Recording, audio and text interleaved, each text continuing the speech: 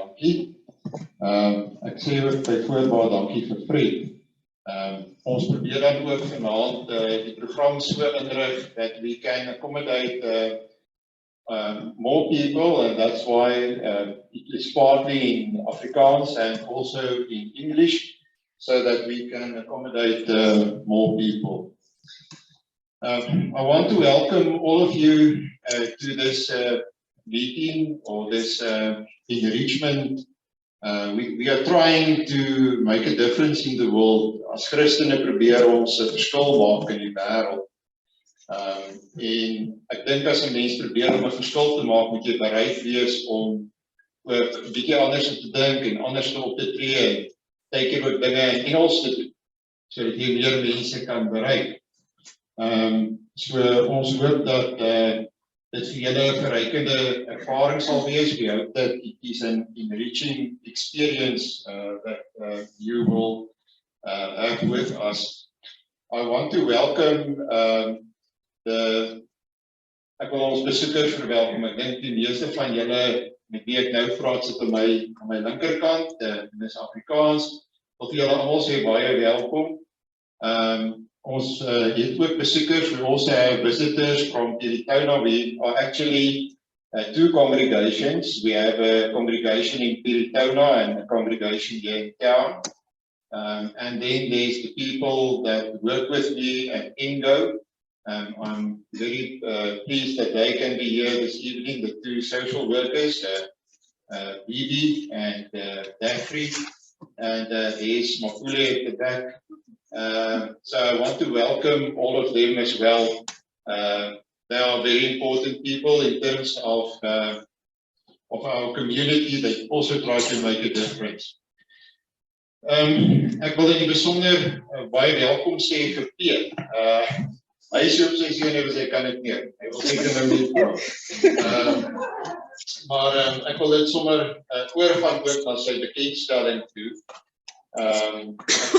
Piet, ek het probeer dink waar het my en Piet se paaie gekruis. En ek kan nie onthou presies nie. Maar dis 'n lang tyd. Dis 'n lang tyd. En eintlik was hy toe nie formeel lidmaat van my gemeente nie, maar ons het baie naby aan mekaar toch gekom op 'n manier. Maar oor die Here dit beskik het.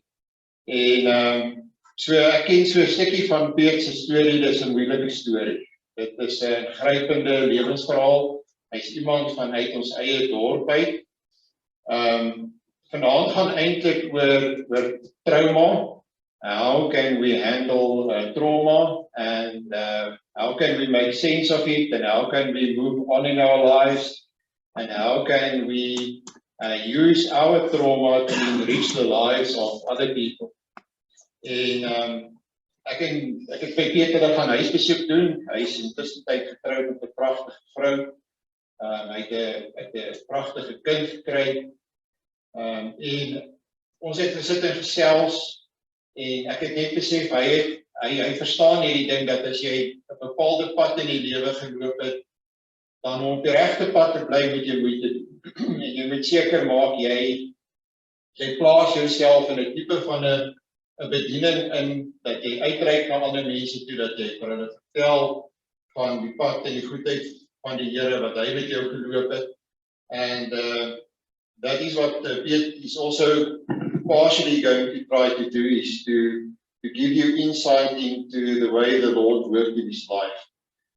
Ek gaan wel dat Piet die microfoon opsit, en dan ons sal later ook die microfoon opsit. Ek het hom nou net so gebruik. So Piet, in die besonder, sê ons vir jou baie welkom, en daarmee nooi ek jou ook sommer voor.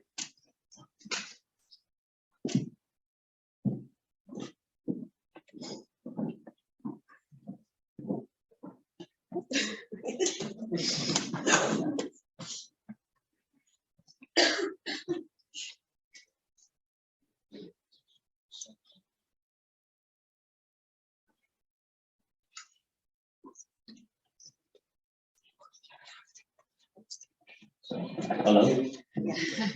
Ja, ek sê dat ek Engels praat vanaand, so. Okay. Is hy te hard? Reg. Okay.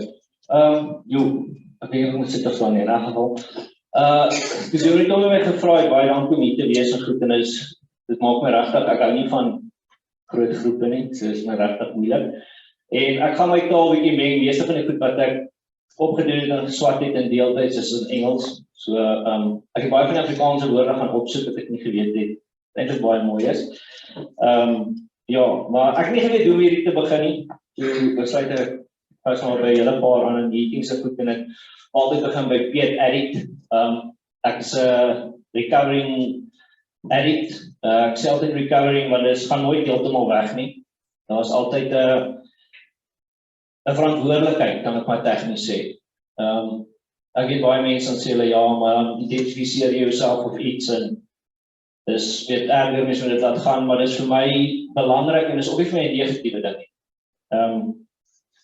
Soos ek weet meeste mense hier ken my, soos ek nou nie 'n traumatiese kinderafdeling gehad of hoe jy dit ook wil sê nie.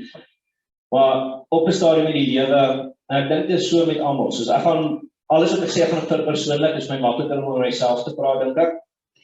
So ek het nog altyd gesukkel met om emosies te verwerk.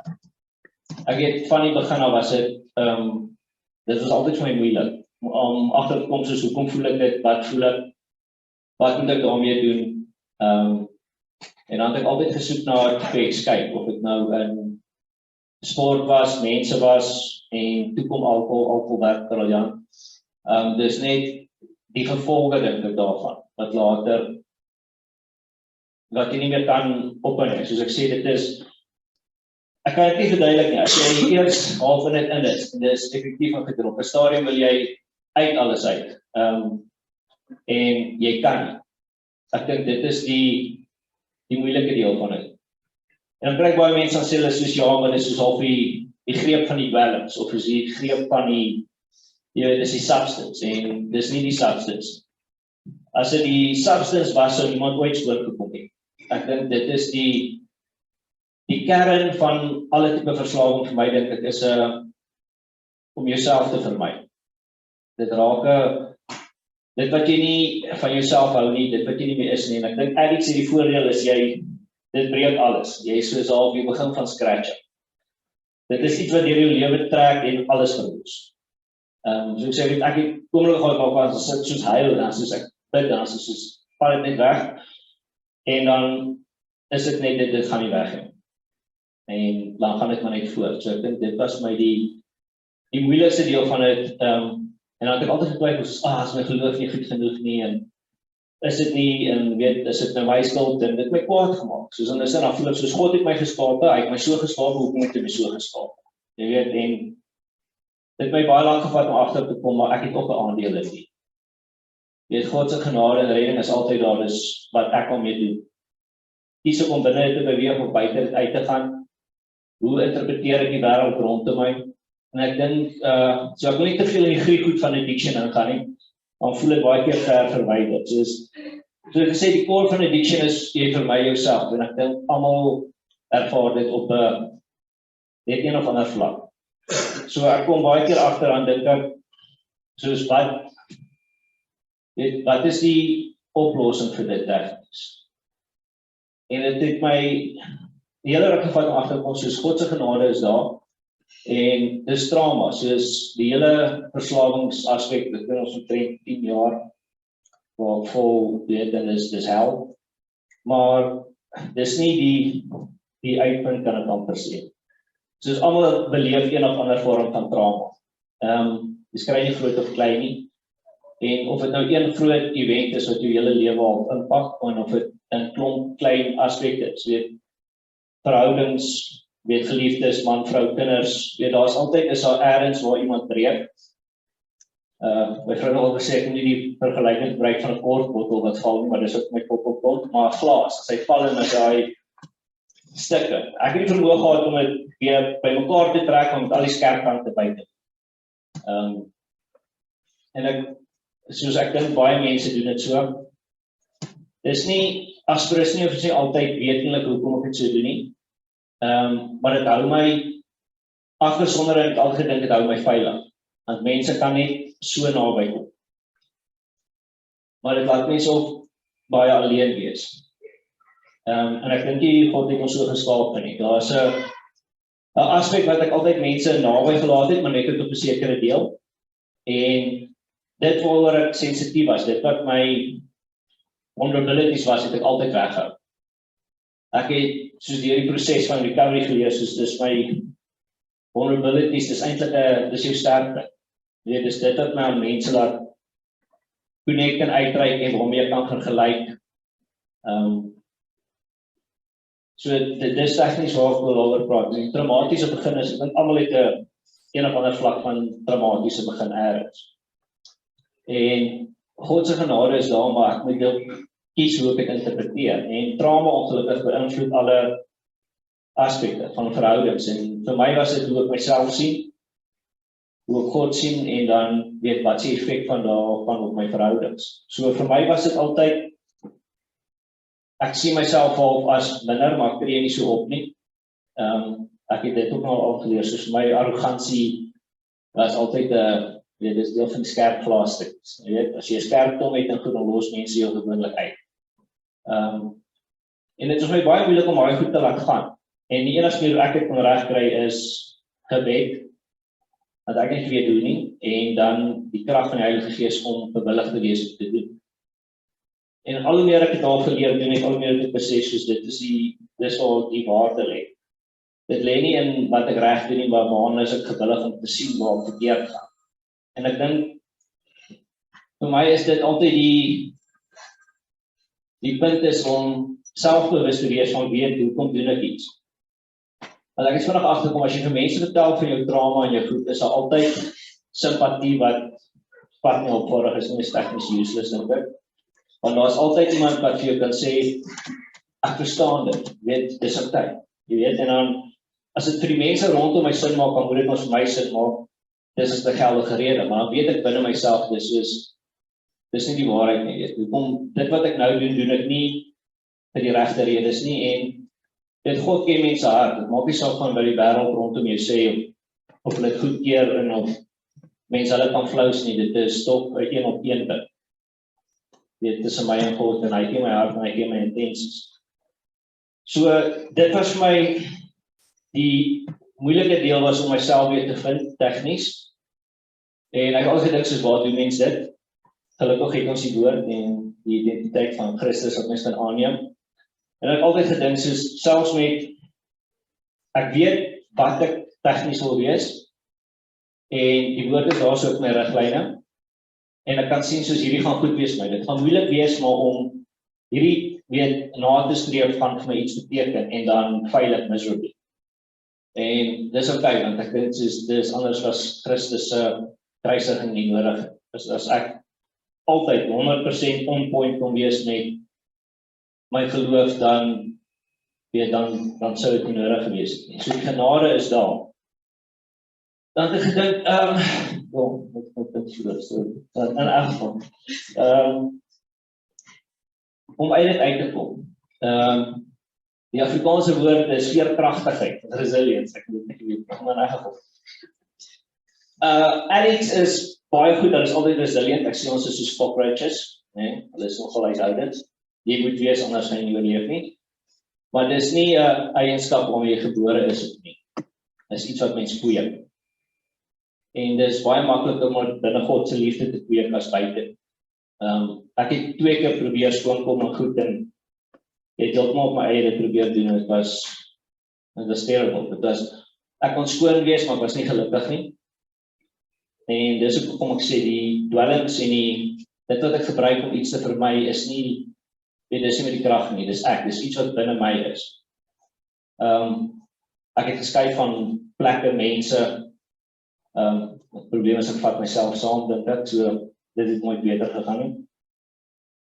En tot op die punt besef het, maar soos hoorie, dit is, hulle sê altyd, as die vrees om jouself te bly groter is, as die vrees van hom te verander, dan sal jy verander.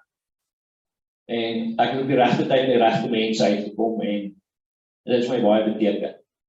En dan my counselor, ek was gebreek in 'n geval, en so sê sy my, we will love you until you learn to love yourself, en dit my so kwaad, want ek het nog nooit 'n probleem gehad van mense wat nie vir my omgee. Ek was nog altyd omring met mense wat regtig omgee. En dit moet ek besef genoeg, soos hulle liefde is nie genoeg. Dit kan my nie red. Dit kan my ondersteun en dit kan my help, maar dis nie, al wil hulle, en ek, dit soos my ma, is baie hard probeer die verantwoordelikheid vat om my te help, maar dis nie hulle verantwoordelikheid nie, is myne, wat ek daarmee doen. En ek dink dit bring my dan dankbaar vir God se redding. Dit is die maklikste, as ek dankbaar is vir iets, dan bewys ek dit ook. So, ek wil baie oor sê mense, hulle is dankbaar. Want dankbaarheid is tangible, dis meetbaar in my aksies, hoe ek met mense werk, hoe ek mense hanteer, hoe ek met myself hanteer. Ek dink die grootste deel van, vir my althans met, die bewys van dankbaarheid is selfverantwoordelikheid. En dan bring ek my terug na, ek nog altyd sukkel met depressie, en ek's ADHD, en soos daai is ook een van die groot, dit klink goed, dit klink soos ouke mense verstaan deel daarvan, maar dit is nie die waarheid. Soos, ek het medikasie, en medikasie is great, maar dit is nooit die antwoord. Nie 100%. Ek dink as jy die totaal en alle vergelyking met medikasie gaan soek, gaan jy overmedicated wees, wat dan presies dieselfde is as dwelms. Dit gaan eenvoudig jou help, jou emosies vermy, onderdruk. En dit bring my volgende punt, soos die groot ding is wat agtergekom het, ek nog alles, altyd wat sleg is, alles waaroor ek onseker is, net onderdruk, ek het dit afgeskop. Maar ek het agtergekom, as jy een ding onderdruk jy ander goed ook. So, as ek die slegte onderdruk ek die goeie ook. Ek het altyd gepla, ek was gelukkig, maar dit was my baie hard, dit was my moeilik om gelukkig te wees. Dit is my soos dit die regtig effort gevat.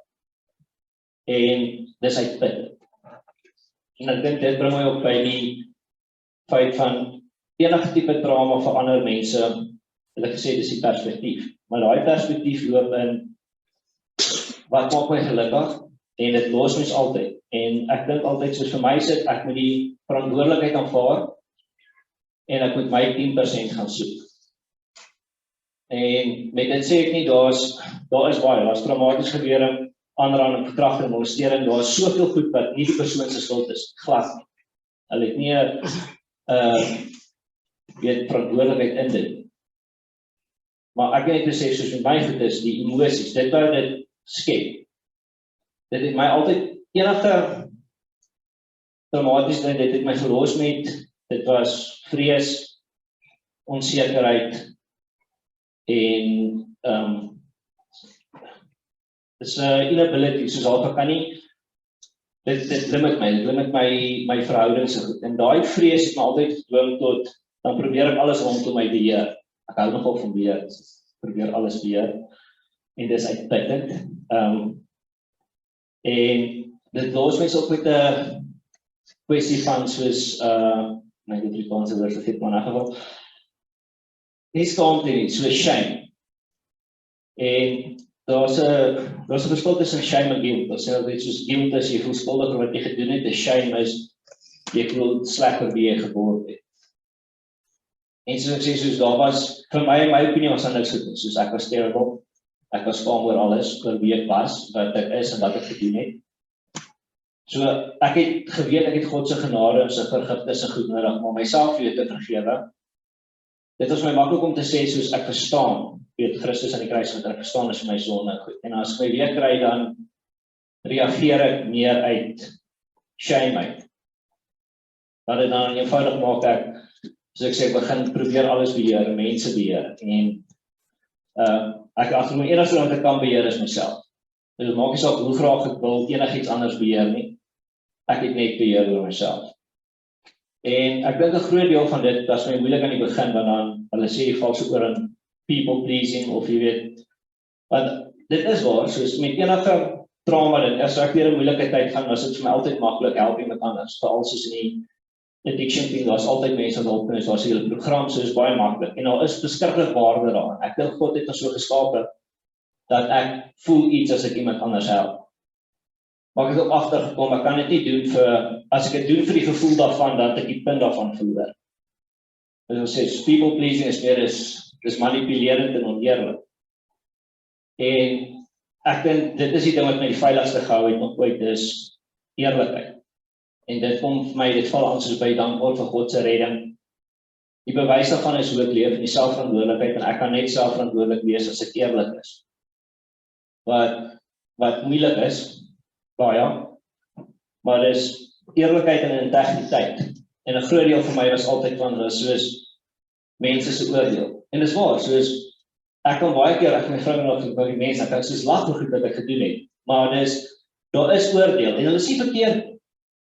Net op vir daai stadium vir wat dit was, is dit akkuraat, maar dis nie nou meer. En dan het ek nog steeds, my vrou het al teëgekom weer, as mense vas sê, ja, dit en dit, daar's altyd stories by en daar's altyd iemand wat iets is en ek is nogal baie rustig oor. Maar dit is soos wat ander mense vir my dink het niks met my te doen. En dit vorm nog 'n deel van dit het ek agterkom raai, as ek probeer beheer wat iemand van my moet dink, dan gaan ek dele van myself moet verander om 'n persepsie te skep. En dis daai persepsie wat my altyd wegvat van God se liefde af, van God se genade af, want dan begin ek wil iets skep wat nie, my verantwoordelikheid is om te skep. En ek dink die groot deel van die, hoe leef mense dit uit in 'n daaglikse bediening ding. Ek was die laaste keer toe ek rehab by kom, maar goed, dit is baie bevoorreg om in 'n halfway house en baie goeie vriende te hê en almal met dieselfde doel om skoon te leef. En ek het na die tyd ook saam met hulle gebly en so dis wat ek sê, soos in die addiction sê hulle altyd, jy kan dit nie alleen doen nie, maar jy alleen kan dit doen. En ek sê nog 100%. Mense sê die support nodig, maar die verantwoordelikheid lê by my. Soos ek moet weet wat's goed vir my, ek moet weet wat's nie goed vir my nie. En ek kan dit net doen as ek regtig besef hoekom doen ek iets. En dit maak dit vir my baie makliker. Ek probeer, soos ek sê, die eerlikheid, dis moeilik, maar dis die enigste ding wat my kan veilig hou. Dan in die voorheen sou ek altyd bekommerd gewees en dan kry ek 'n craving en goed ding. Dan is dit moeilik, maar dan het ek dit draai wegsteek of draai wegdink en dit werk nooit. Soos nou as ek soos partykeer en dit gebeur bitter min. Nou, in 'n geval, so my sê soos vrou sê soos ek sal nou whisky of 5 smash, nee. En dan kan sy weer al lag ons daaroor en goed, maar dan weet ek ook soos nou is ek verantwoordelik vir dit. Dis nie iets wat ek draai wegsteek nie, dis nie iets wat daar nie is nie, as ek dit met haar gedeel het, dan sit ek kyk. Dan weet ek soos nou is ek verantwoordelik vir my aksies. Dis nie dat ek dit nie gesê het nie. Dis nie dat ek dit nie wegsteek nie. Dis wat ek bedoel by soos vulnerability is a strength. Dit is ek nou agterkom. Die goed waaroor ek onseker is, as ek eerlik daaroor is daar iemand anders wat altyd daarmee kan relate en my help. Soos ek dink die meeste wat ek al geleer het is deur ander mense wat dieselfde tipe goed gaan. En integriteit, ek sê dit keer altyd dit maak daai deel van soos wat ander mense my dink ek niks op my het te word. As ek nou reg leef, maak ek bewus van soos my eie fallibility. Dan keer dit ook dat ek nie op myself staat maak. Soos ek het God se genade altyd nodig. En ek dink dit is wat mense half aanhou. En dit raak makliker. Ek dink soos, dis met enige trauma ding. Soos ek net besluit, soos ek wil nie hê my reaksies, dit daai skerp stukkies wat na buite steek moet altyd daar wees. En dit speel uit in alle twee klein verhoudings nie. En ek is ook vir dit. Soos die eerlikheid, integriteit, ek dink dit was my begin by dit. En dit het my gedra tot hiertoe en nou sit. Dis maklik. Soos ek dink dis maklik in die sin van ek sien meer bekommerd. Dus ons kan uitgaan en ek kan enige plek gaan. Ek hou nie van dronk mense irriteer my dit, maar dit pla my. Soos alkom rondom dit te wees, het pla my dit geen effek nie, want ek glo vir 'n feit. As ek nou begin drink oor 6 maande, ek kan huis van 'n bier drink en niks sal gebeur. Maar gee dit genoeg tyd. Daar's iets binne my wat nie reg function nie. En dis okay. Ek dink ook dis een van die voordele van heeltemal breek half is om jouself te leer ken. Soos ek weet wie ek is. En ek is 'n bietjie mallerig, maar dis ook okay. Ek weet nie vrye hand nie. Weet so dit verwoes nie alles op die einde nie. Ek hou actually 'n bietjie daarvan. So dis okay. En dit is alles hoe kan ek dit sê? Soos God se genade rondom dit. Dis nie in die situasie of in my keuses in wat ek kon regkry. Ek moes besef soos ek kan dit nie doen nie. was iets groters waarop ek moes steun, en of dit nou in my familie vir die mense rondom my is, weet, ek kan dit nie so doen nie, maar die verantwoordelikheid lê by my. Dis dieselfde met die trauma goed, nou dan uitkom, soos ek 'n vriend wat eintlik nou twee, wat nou, die een was kort ek nou op die toe was, hy was in die een was nou by my gebly, en hy was in die kerk, weet, toe is hy oorlede, en toe is nog een oorlede, en ek dink die slegste deel van dit is soos 'n side effect, en dit raak, mens raak desensitized tot dit.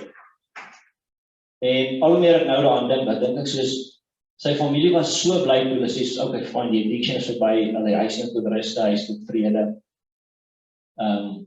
Weet, hulle kan op nou 'n slag rus, en goed, ek dink dis eintlik flippend erg, weet, ek weier om 'n gerusheid vir die mense in my lewe te wees deur my dood, soos dit was my baie erg.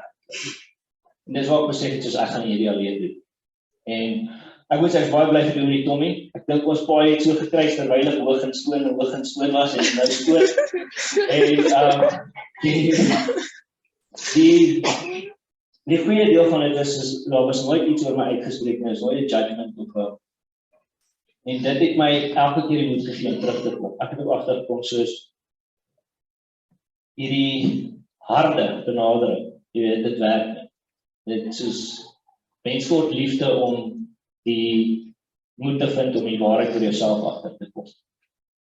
En ek dink dis wat ek al om my gesin op probeer. Alles net of sagter en meer met liefde. Ek dink soos liefde, want dit is toch God se liefde wat my gered het. Dit is nie my eie insig en krag en goed nie. Ek hou van lees en goed, en toe ek pastorale berading begin swat. Ek weet nie nou eintlik of ek klaar is nie. Ek dink ek nog 'n vak of nie 'n vak, en ek moet dit afgevat. Ek dink ek is klaar. Maar in elk geval, dit het my verskriklik baie gehelp. En ek het dit juist gedoen oor jy weet, om myself te help. Toe ek nou weg van Johannesburg in die meetings en die hele recovery ding is, besef ek maar ek moet iets vind om my op die pad te hou. En Tommy was nog altyd baie ondersteunend met dit. En dit het my baie gerus gegee, soos ek verstaan myself beter, en ek dink, dit is net moontlik as ek op Christus vertrou.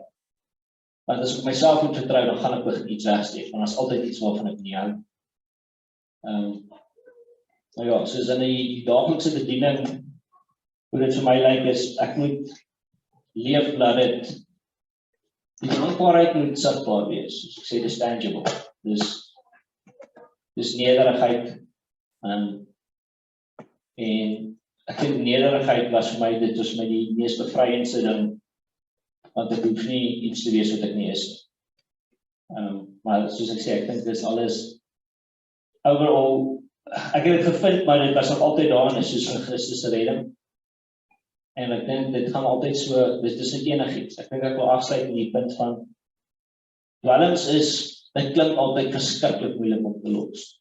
En ek dink die recovery rate is soos 3% of iets, maar dit is nie waar nie. Dit is met enigiets. Want ek het al gesien myself, ek kom met enigiets nog 'n ongesonde obsessie vorm, of dit nou visvang of kos, of enigiets behalwe draf, of haardraf. So, daar is nie, wat ek wil sê, dis relatable vir enigiets. Enige situasie wat mens wil verander, kan jy. En die vroeë deel wat vir my die belangrikste was dus daai interne gesprek wat ek met myself het. Hulle sê altyd, jy dink is jou stem, maar dit is, dus kom agter wie se stem is, daai deel self-flagellate, jy breek jouself altyd af, een failure is dit, en dan, ek kan nogal aan spiral ek in hierdie downward ding, en dan kom ek agter, maar dis alles 'n tipe verskoning. Want ek weet, as ek myself ver genoeg kan laat spiral, dan justify dit 'n sekere tipe gedrag. En agter daai gedrag was daar altyd iets waarvoor ek bang is.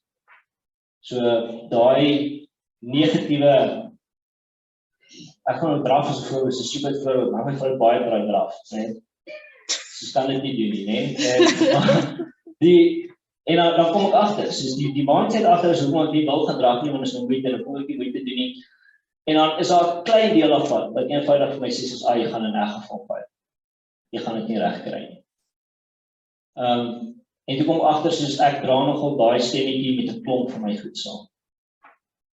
En dis waar, soos gebed, Dus nou, as ek dit kan agterkom, dan kan ek oor bid en dan kan weet die Heilige Gees my teruggee om dit te verander.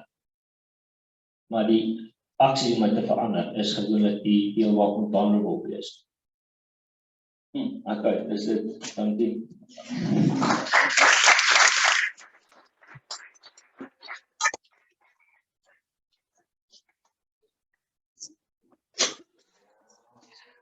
Ek wil nou net sê, ek dink dit was uitstekend. Ek hou my goed vir jou af, regtig. Ek sal net nou jou bedank. Ek regtig baie moeilik om na jou te praat. Ons sing net weer saam. Ons gaan nou iets Afrikaans sing, Psalm 66, vers 1 en vers 6.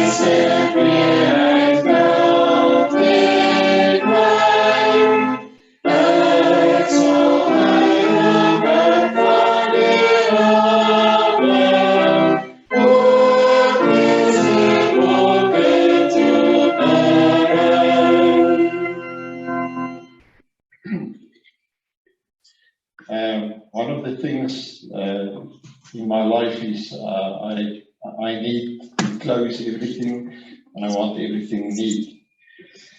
I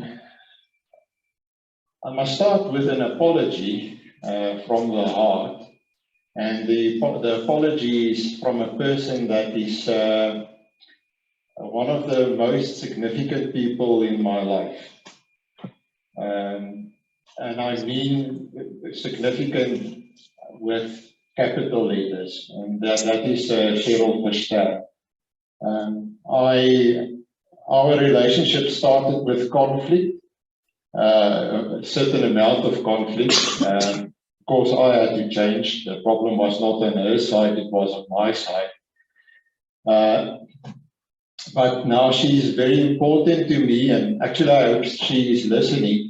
And I did tell her this. She could not make it this evening because she is always somebody that tries to make a difference in the lives of other people. And that lady does what really I am not prepared to do for other people. I cannot say that I am able to do that, but she does.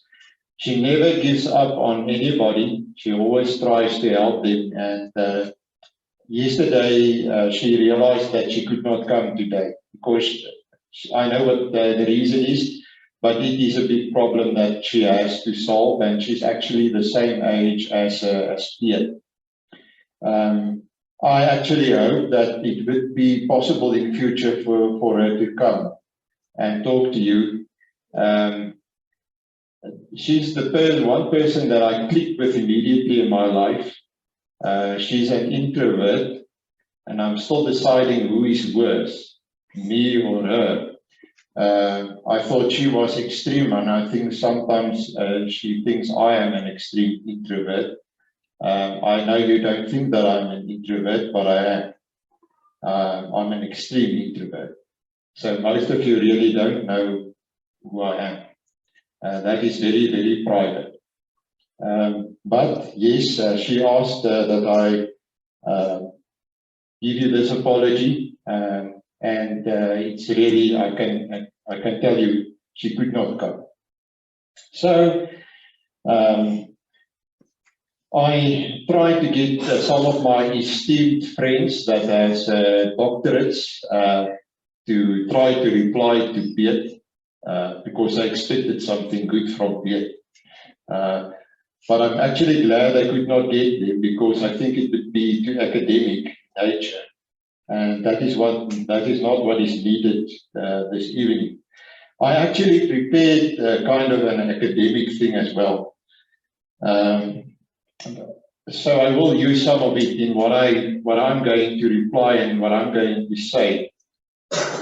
But I'm just going to talk from my heart. And this is something that I actually learned from Cheryl. I decided, and I think most of you know my story, to start with a connection with Piet. I must actually watch the time. There's a reason why I did not have a problem with Piet, or I did not make it difficult for him to relate with me, because I had exactly the same problem in my own house. I am standing on the other side and trying to keep everything together. And if you are that person and you have to bring up 2 children and try to do it successfully, it's very, very difficult. And with that, I don't say that my partner was not sometimes there. She was, but not always. And I'm not saying that she is a bad person. No, she's a person with a problem. And I am a person with problems. I actually probably have more things than she has. People are very complex. And I know most of you might think that I am an extrovert or an ambivert. I think none of you would have thought that I am an introvert or an extreme introvert. But that is who I am, and my children knows that, because they know me. They know something about me. So I tried my best for many years. And what is painful, and Piet also said it, it's very painful, and I had that experience about 2 weeks ago when somebody in the community said to me, please come, I want to talk to you, come into the office. Women are very important in my life. I'm still figuring out why it is, but I tend to relate to women. So the day I phoned my Onesiphorus, in Paul writes to Timothy. I don't know if you know this, but Paul had to talk to somebody. He needed somebody that would help him his whole life, and that man's name is Onesiphorus. So nobody knows about Onesiphorus, but Onesiphorus is always in Paul's life. So I knew I was in grave danger of not making it. Grave danger, really grave danger. Last night was one of that, was the same. The one person that asked me, even when I delete a text, she would ask me immediately, are you okay? And then a conversation would start, and I think that conversation lasted for about 2 hours. She has 3 little children that she has to look after. So I don't want to bother with my stuff in my life and everything that is happening in my life. So my wife, if you don't know it, I think is approximately 3 years that I'm alone. And I'm seeing her from time to time. And we're not locking her up or forcing her to do anything that she does not want to do, like all the stories that is in the community. It is absurd and it's hurtful, extremely hurtful if people do that. It's hurtful towards me, but especially towards my children. And that tends to make me very angry.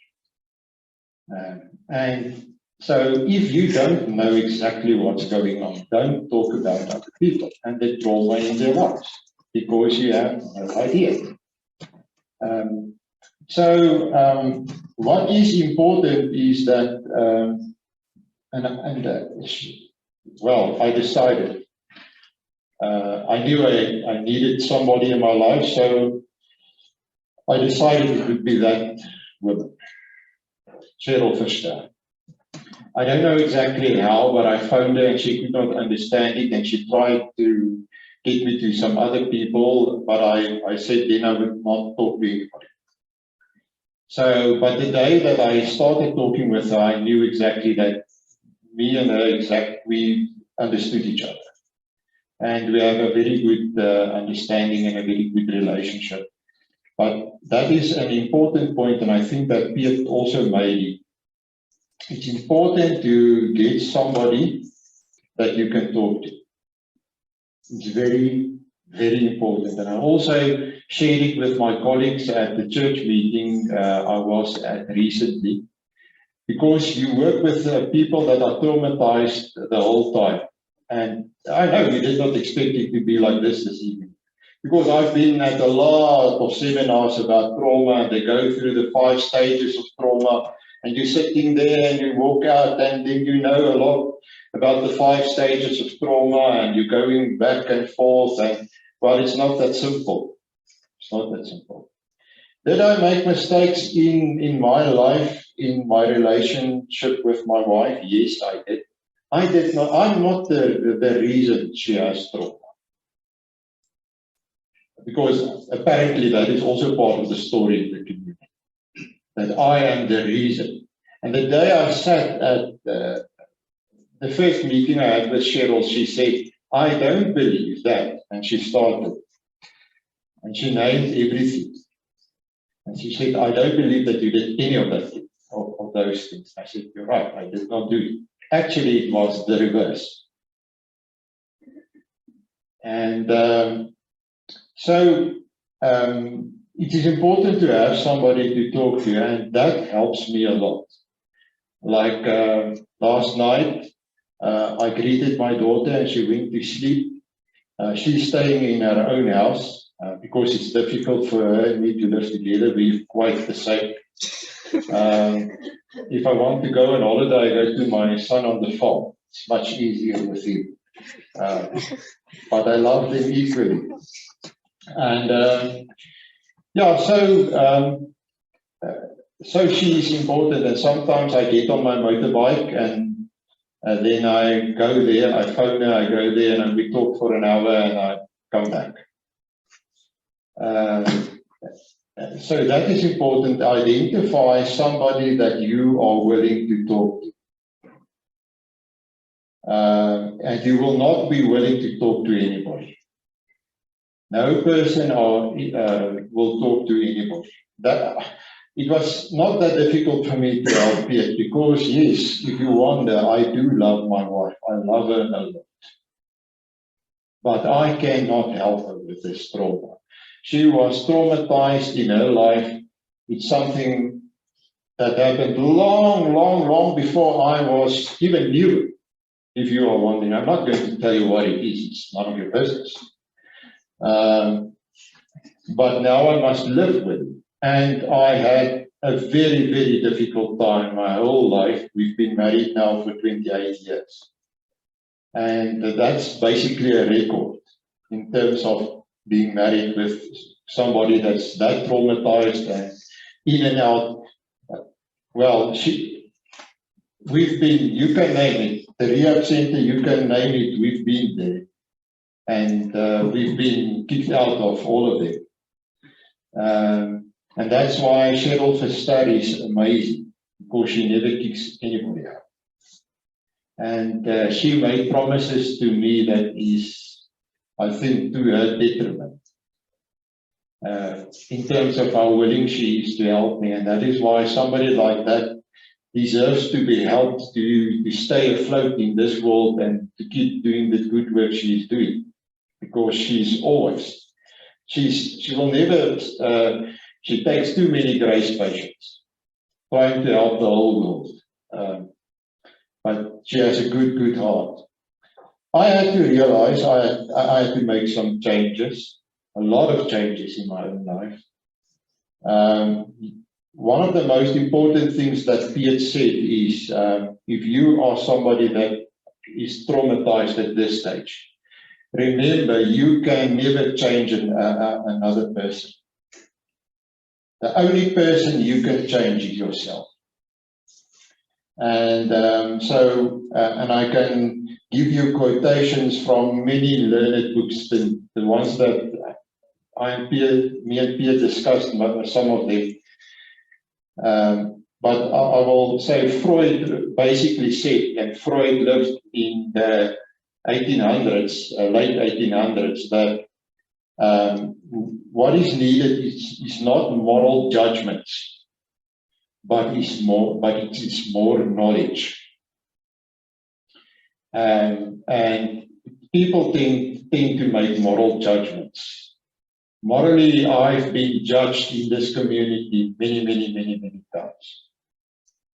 The same with, for example, my partner.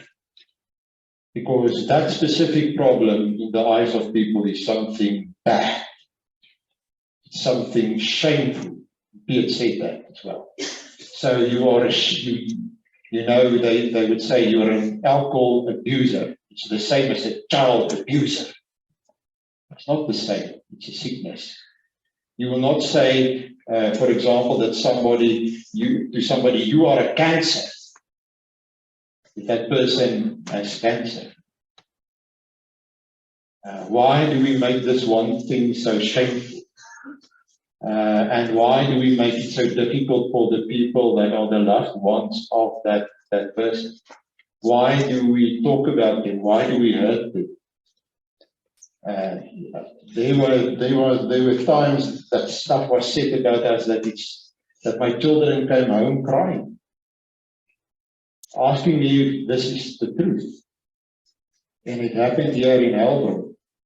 I had in my life, in my time in Helbron, is about 20 years, I think I had more than 50 opportunities to go away. I never went away because I knew if I started running from this thing now, I would run my whole life, because this is the way people are.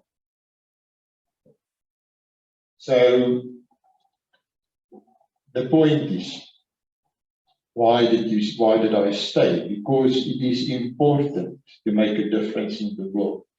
It is important to be thankful for the grace of God. It is important that you realize that you can make a difference in the life of somebody else. That the worst thing in your life is the best thing in your life. The biggest problem that you have in your life is your strongest point. And well, I'm glad Piet said I helped him in some way, because I would not have been able to do that. If God did not let everything happen in my life that happened in my life, and I think most of you don't know it, but we actually have 3 children. Our first child died. And that was not the main trauma. That was part of her trauma. That only set it in motion. The trauma happened long ago. But if at that stage I was on my way going into ministry, if I went into ministry at that stage without my first child dying, I would have been the worst minister in the world.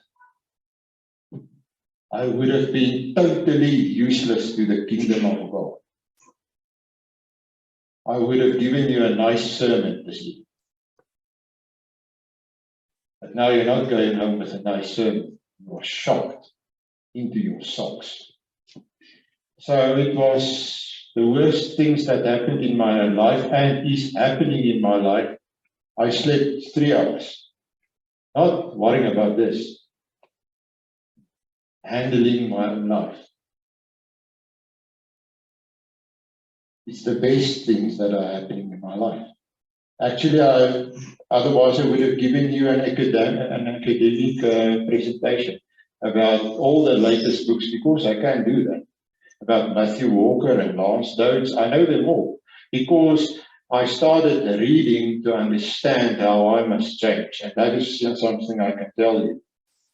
And what I realized, and this was my biggest mistake, not like I'm hearing in town, I punched my wife, or I mishandled her, or I locked her up, or anything of that kind, because that's the kind of nonsense that is being told. My biggest mistake was something much, much worse.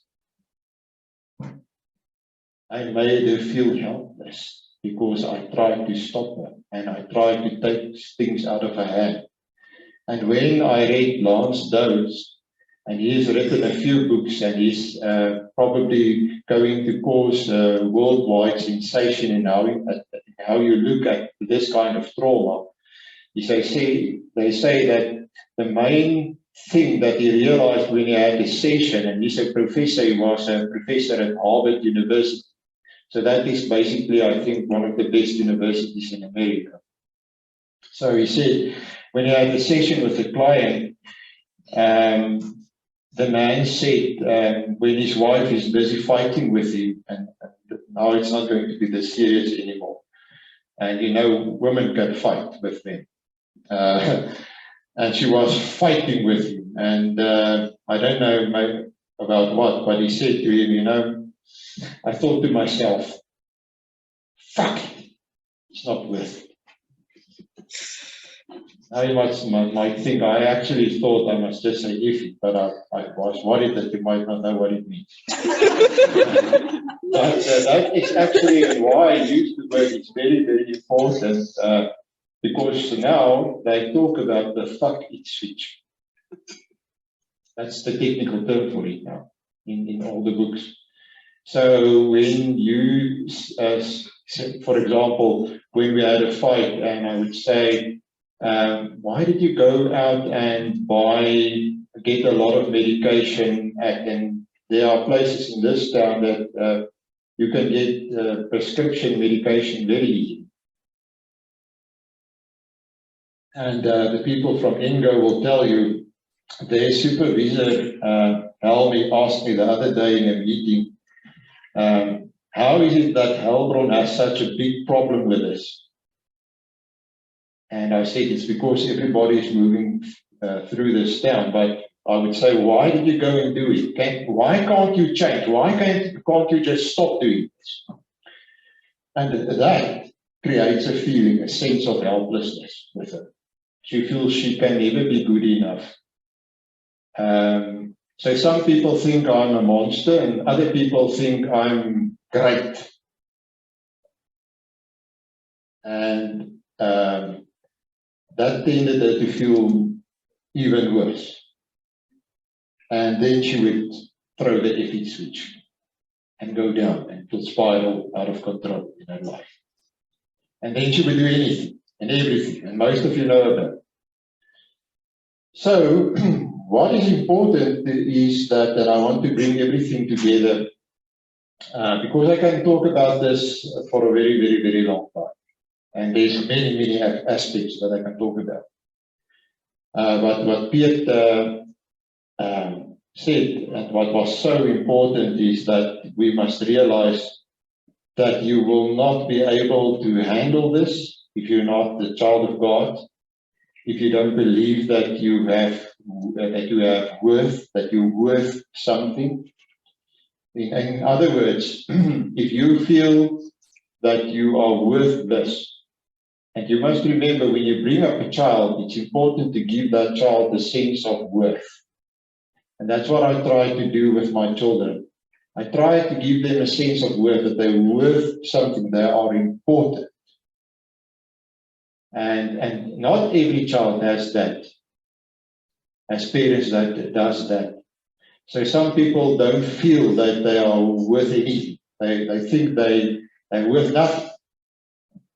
And when things go wrong in their life, they haven't got the capacity to say, no, wait a second, I'm worth something. And that is what Jesus Christ basically did for us. Because everybody that is here, and the people from my congregation know that for me, a person is a person. If he's green or white or blue or red, it's the same. Doesn't matter to me. They're all the same. And everybody is worth something. If you're a child of God, it means you're part of the household of God, then you belong and you're worth something.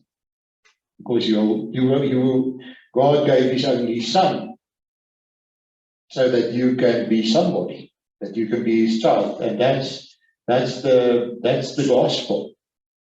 So we are worth something, but it's very difficult to convince people of that is down in a hole, and you're not helping them when you're stepping on them or forcing them down.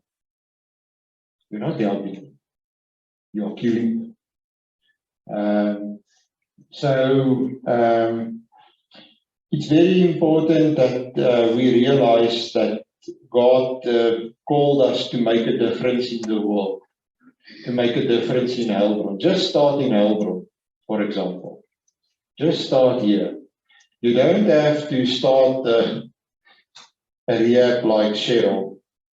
I don't know how she does it. There's about, I don't know how many people, 60 or 70, and they are difficult people, all of them. And she's handling them. She's running the finances, trying her best, paying all the salaries, never sorting out the menu. I don't know how she does it. It's amazing. You don't have to be that amazing. You can just sometimes help somebody in your own congregation, in your own community. And it's important to use the worst thing that has happened to you in your life, because that can actually be a power. Because that's what I did now. I was totally unprepared, actually. Yes, I could talk about all this other stuff, but it would have been, would not have been worth that much. So I was actually using most of my own pain to talk to you about it. And I'm trying to open up a bit more towards people, because I'm going to shock you with what I'm saying, but I don't trust people. I don't. My daughter tried in the week that was past to find out who's on my list, and the list actually got much smaller. And so she was so shocked, she actually tried to convince me to go back and fix my list. And I did the next day, fix it to a certain extent.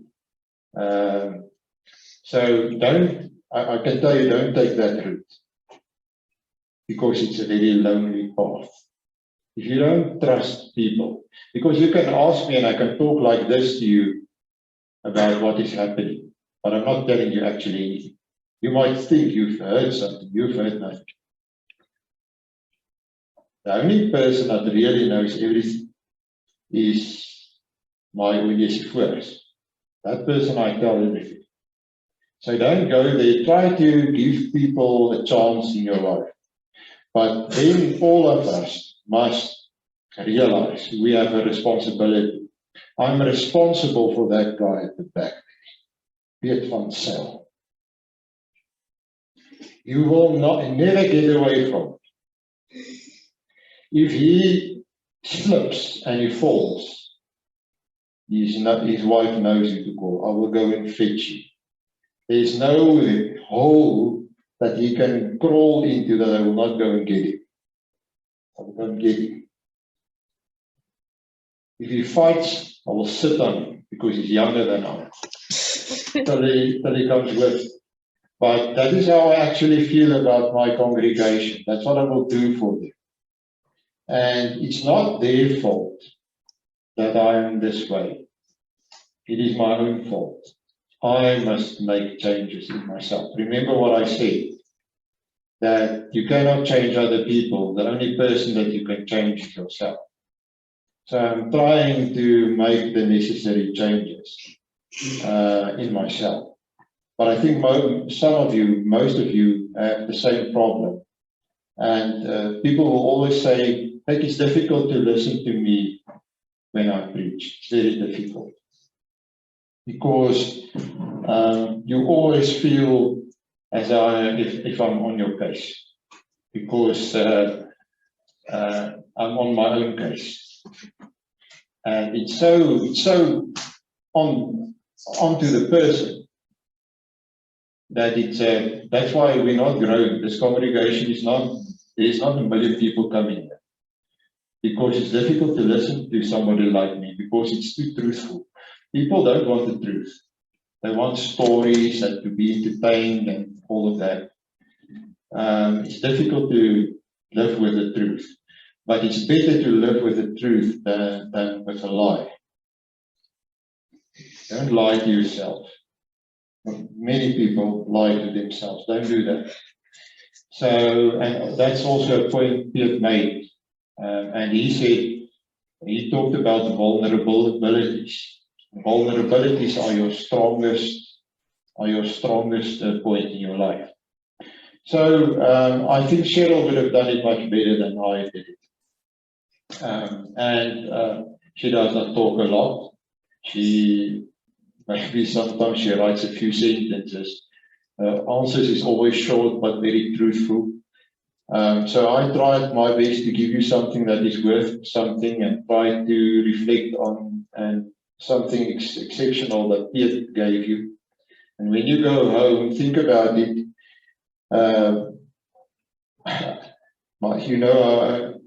I feel that I don't like tattoos at all. I have very strong feelings about tattoos. Most people know it, because that's another thing that I say what I feel.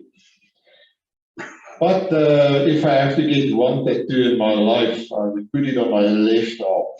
And you know what would it say? You might think it would be a cross, it would not be a cross. I especially don't like crosses. It would be, don't feel sorry for yourself.